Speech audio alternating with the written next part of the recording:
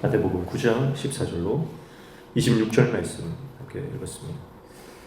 14절 보니까 그때에 요한의 제자들이 예수께 나와 이르되 우리와 바리새인들은 금식하는데 어찌하여 당신의 제자들은 금식하지 아니하니까?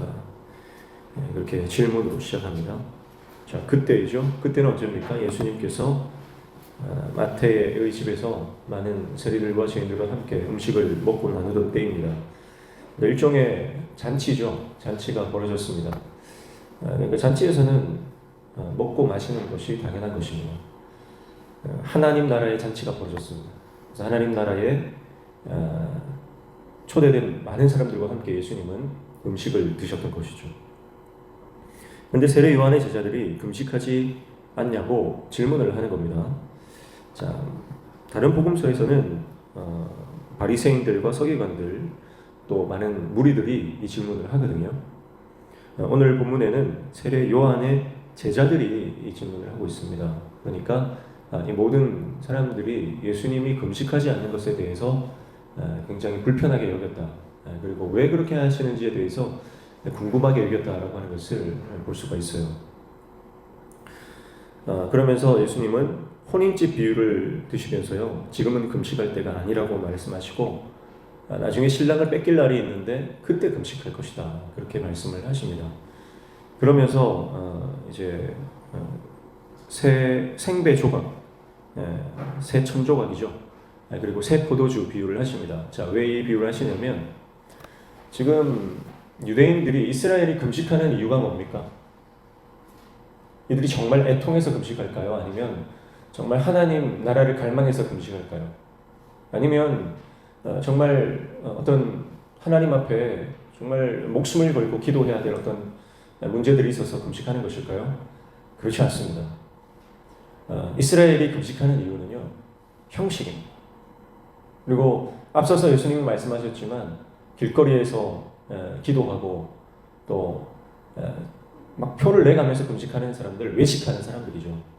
그러니까 이들에게 금식은요, 형식일 뿐이고요, 전통일 뿐이고요, 때가 되면 하는 그런 위선적이고 가식적인 행위일 뿐입니다. 그런데 예수님에게 금식이란 뭐죠? 예수님은 이미 40일 금식을 하고 오신 분이에요. 그렇죠?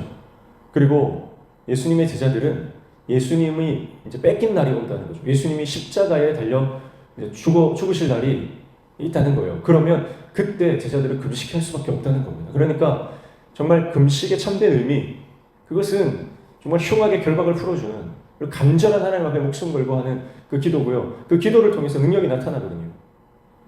그런데 능력은 없어요. 지금 유대인들에게, 이스라엘 백성들이 하는, 종교 지도자들이 하는 이 금식은요, 아무런 능력이 일어나지 않습니다. 연약한 자들이 자유를 얻고 희망을 얻고 소망을 얻고 회복되는 그 역사가 금식을 통해 일어날 것인데 전혀 그런 일이 일어나지 않잖아요. 그러니까 이스라엘 백성들 안에서 금식이라고 하는 것은 하나의 퍼포먼스로 전락해버린 겁니다. 그래서 예수님이 그 말씀하시는 거예요. 낡은 옷에다가 새 천조각을 붙이지 않는다. 그러면 그 새 천조각이 당기는 힘 때문에 옷이 찢어져 버린다. 무슨 말입니까? 예수님이 가지고 온 새 시대, 이 새 천조각은 그 예수님이 가져오신 새로운 하나님 나라를 말씀하는 거죠. 그 낡은 옷은 과거의 유물들, 유대인들이 지금 고집하고 있는 전통과 관습에 불과하다는 것입니다. 그리고 새 포도주도 마찬가지죠. 예수님이 가지고 온 하나님의 나라, 새로운 질서를 말하는 겁니다. 그러나 그것을 낡은 가죽부대에 넣지 말라는 거예요. 낡은 가죽부대에 넣어버리면 발효되는 과정에서 그 가죽부대가 터져버리죠. 그래서 감당할 수 없다는 겁니다. 옛 시대가 새 시대를 감당할 수 없다는 말씀을 하고 계시는 거예요. 그래서 예수님께서는 그분이 가지고 온 하나님 나라를 이제는 완전히 새로운 가치와 새로운 질서로 받아들여야만 그것이 보존될 수 있다라고 하는 것을 말씀하고 있는 것이죠. 새로운 시대가 도래했다는 것입니다. 그리고 예수님이 가지고 온 하나님 나라 안에서는 새로운 영적 질서가 있고 그것을 따라야 한다는 것이죠. 경험으로 축적된 모든 생각과 사고, 전통으로 이어져 온 모든 가치관, 기존의 신앙 형태가 이제는 전복될 때야. 그 시간이 왔다. 이렇게 말씀하시는 것입니다. 예수님을 전통의 틀 속에 가둘 수 없죠. 진리를 종교 안에 가둘 수 없습니다. 말씀의 진정한 의미를 전통 속에 가둘 수 없습니다. 하나님 나라가 폭발적으로 확장되고 건설되는 때가 이미 왔기 때문입니다. 그 말씀을 비유를 통해서 하고 계신 것이죠. 오늘 우리에게도 새 부대가 될 필요가 있습니다. 새 포도주는 새 부대에 담는 것. 주님 안에 우리 생각과 마음과 우리의 삶의 모든 형태들이 말씀으로 돌아가야 됩니다. 그래야만 예수님이 우리 안에 거합니다. 내 고집과 내 아집과 내 생각과 내 철학으로 여전히 가득 차 있다면 예수님이 내 안에서 역사할 수 없습니다. 예수님을 담아낼 수 있는 사람은 어떤 사람입니까? 자기 자신을 온전히 예수님께 다 내어드리는 그 사람입니다. 하나님 나라의 새로운 가치를 온전히 전인격으로 다 받아들이고 그분의 말씀에 순종하는 사람입니다. 그래야만 예수가 그 안에 삽니다. 그러나 여전히 그 자신의 삶의 왕좌에 자기 자신이 앉아있고 예수님께 그 자리를 내어드리지 못한다면 예수님이 우리 안에서 사실 수 없는 것이죠. 십자가의 발을 못 박아야만 예수가 사시는 것입니다. 그리고 18절 19절에 한 관리가 자기의 죽은 딸을 살려달라고 간청을 하고 있죠. 18절 보시면 예수께서 이 말씀을 하실 때에 한 관리가 와서 전하며 이르되 내 딸이 방금 죽었사오나 오셔서 그 몸에 손을 얹어주소서. 그러면 살아나겠나이다 하니 예수께서 일어나 따라가시며 제자들도 가다. 다른 복음서에는 회당장 야이로라고 등장을 합니다. 마태는 그 이름을 생략하고 있어요. 우리가 마태복음 처음 시작할 때 살펴봤지만 마태는 여러 가지를 생략합니다. 그가 강조하고 싶은 그 핵심적인 것에만 초점을 맞추고요. 나머지는 아웃포커싱 처리를 해버립니다. 그래서 희미하며 다른 것들은 희미하고 선명하게 드러내고 싶은 것이 있다는 거예요. 그게 뭡니까? 예수님은 죽은 자도 살리시는 죽음의 권세를 깨신 통치자이신 그것을 강조하기 위함이죠. 이 회당장 야이로는 놀랍게도 죽은 딸아이가 살아날 것을 믿고 있습니다. 죽어가는 아이라고 다른 복음은 표현하지만 이미 죽었다라고 표현을 해요. 마태는 예수님이 죽음을 되살리시는 그 권세를 강조하고 있는 것이죠. 죽은 딸아이, 그 아이가 살아날 수 있다는 믿음, 그것은 어디서 나왔을까요? 그것은 그가 그 딸아이를 너무 사랑하기 때문에 아빠니까 그래서 그 믿음이 생긴 것이 아닙니다. 그래서 그는 예수님을 바라봤기 때문에 그 믿음이 생깁니다. 예수님을 바라볼 때 죽은 딸도 살아날 수 있다. 불가능한 것이 가능해지고 우리의 모든 상황이 역전될 수 있는 믿음이 어디서 출발합니까? 주님을 바라보고 주님께 달려갈 때 그 믿음이 일어나는 것이죠. 그래서 예수님은 그 믿음을 보시고 그를 따라 그 죽음의 현장 가운데로 들어가십니다. 근데 가던 길에 한 여인, 12해 혈루증 앓던 여인이 예수님을 찾아와 몰래 그의 옷깃을 만지는 사건이 등장하죠.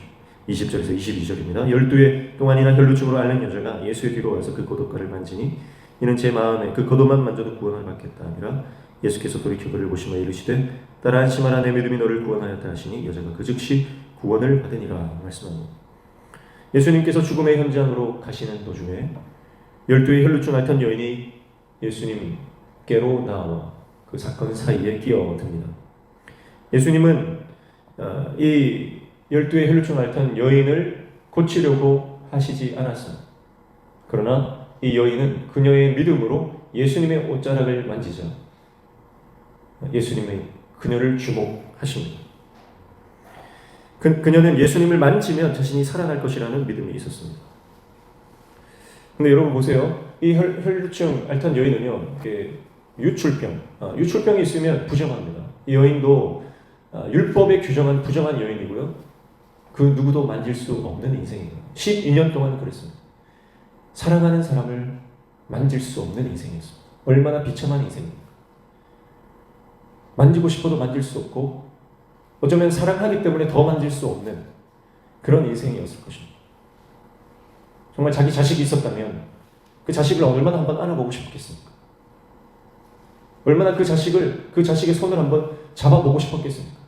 그러나 12년 동안이나 그는 공동체와 격리되어 살아갔고 정말 피부치조차도 만지지 못하는 그런 서러운 인생을 살았던 것이죠. 누구도 손댈 수 없고 만질 수 없는 인생이었습니다. 그러나 그녀는 예수님에 대한 소식을 듣고 예수님을 먼발치에서 바라봤을 때 결단하게 됩니다. 내가 예수님을 만져야 되겠다. 내가 12년 동안 그 누구도 만질 수 없었지만 이제 나는 예수님을 만져야 되겠다. 예수님께 달려가서 그의 옷자락을 만지게 됩니다. 그녀가 만져도 되는 유일한 분이었어요. 모든 것이 막혀 있었지만 그녀의 터치를 모든 사람이 거절하고 제안했습니다. 그러나 예수님만은 그녀가 만질 수 있는 유일한 분이었습니다. 그래서 그녀는 생명을 걸고 예수님께 나아가 예수님을 붙들게 됩니다. 만진다라고 하는 것, 이것은 붙드는 거죠. 강력하게 붙드는 것입니다. 12년 만에 처음으로 자기가 아닌 타인을 만지는 순간입니다. 그리고 그분이 예수님이셨습니다. 예수님은 이내 그녀를 알아봤죠. 그리고 그녀를 보시며 말씀하십니다. 20절 보면 예수께서 돌이켜 그를 보시며 이르시되 따라 안심하라 내 믿음이 너를 구원하였다 하시니 여자가 그 즉시 구원을 받으니라. 겉옷을 만지는 것을 느끼신 예수님이 그녀를 바라보십니다. 그리고 따라 부르십니다. 따라. 그리고 안심하라 하십니다. 그리고 내 믿음이 너를 구원하였다. 구원을 선포하십니다. 앞서서 중풍병자에게 하셨던 것과 흡사한 아들아 부르셨죠. 중풍병자에게. 오늘 이 여인에게는 따라 부르시며 그녀에게 평안을 주시며 그리고 구원을 선포하십니다. 그 즉시 그 여인은 치유받게 됩니다. 왕의 허가가 있을 때 그녀가 회복되었다는 거죠. 다른 복음은 옷을 만지니까 바로 고침을 받았다 이렇게 표현을 합니다. 그런데 마태는요, 예수님은 왕이시잖아요. 그래서 왕의 허가가 있어야 돼요. 왕이 허락하시면 혈루증이 떠나갑니다. 왕이 허락하시면 풍랑도 잠잠해지고요. 왕이 허락하시면 귀신도 물러갑니다.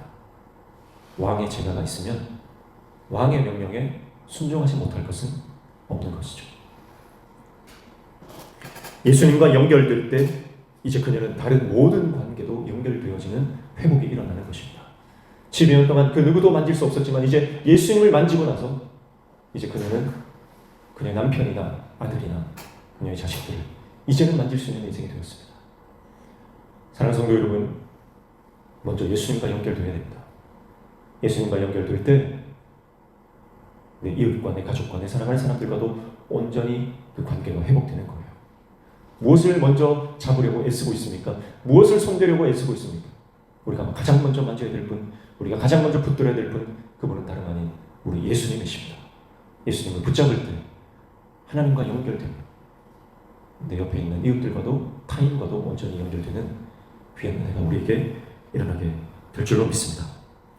이 사건이 중간에 끼어들죠. 그리고 나서 24절부터 26절 드디어 야이로의 집에 도착한 예수님은 그 아이를 살려주십니다.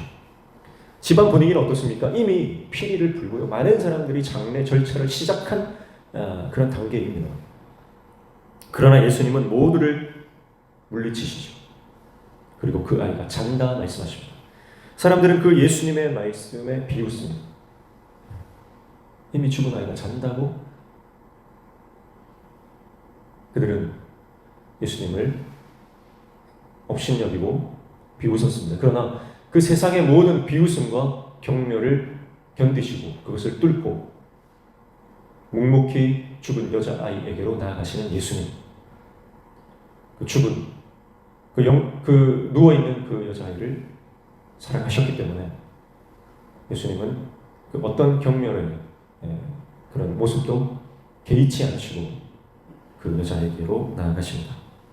그리고 그 여자아이가 누운 방에 들어가 손을 잡으시죠. 그러자 그 즉시 소녀가 일어났다라고 마태는 기록하고 있습니다. 다른 모든 상세한 서사를 생략하고 있죠. 예. 단지 예수님이 그 방에 들어가서 손을 잡아 일으키셔서 그 소녀가 살아났다라고 하는 간략한 서술만 하고 있습니다. 오직 예수님께서는 죽음의 권세마저 통치하시는 생명의 왕이심을 강조하고 있습니다. 재미있는 것은 이 여자아이가 몇 살이죠? 12살입니다. 12년 혈루증 앓던 여인, 그리고 12살 된 여자아이. 예수님께서는 그 두 여인을 고쳐주신 것입니다. 사실 그 두 여인 다 12년 동안, 한 여인은 12년 동안 그 죽음 안에 갇혀 있었던 여인이고요. 12살 된 작은 아이는 12년째에 죽음 안으로 들어갔던 여인입니다. 어떤 형태든, 어떤 모습이든 예수님은 그 죽음의 권세를 깨십니다. 그리고 회복시키시는 생명의 왕이시죠. 예수님이 우리 집에 들어오시면 우리 집 안에 있는 모든 어둠의 영들은 떠나가게 됩니다. 우리 가정 안에 역사하는 사망의 영도 떠나가게 됩니다. 우리 마음 안에 있는 모든 그 우울과 절망의 감정들도 떠나가게 됩니다. 주님이 오시면 됩니다. 사랑하는 성도 여러분, 오늘도 그 주님을 모시고 생명의 주 되신 그 주님과 동행하는 복된 하루 되시기를 축복합니다. 주님이 우리에게 놀라운 영광을 허락해 주실 것입니다. 기도하겠습니다.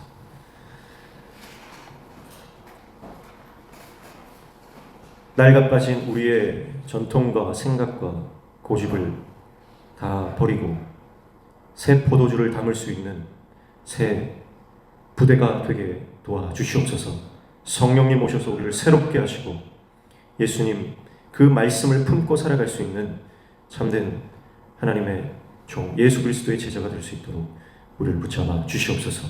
오늘도 이 아침에 주님 앞에 나와 간구하며 기도할 때에 하나님 응답하시고 말씀하여 주시며 말씀하신 대로 순종하며 나아가는 귀한 하나님의 종 될 수 있도록 우리를 붙드시고 더 큰 믿음을 허락하여 주시옵소서. 예수님의 이름으로 기도하옵나이다. 아멘. 말씀 붙잡고 기도하시고요. 교회와 가정, 직장, 자녀들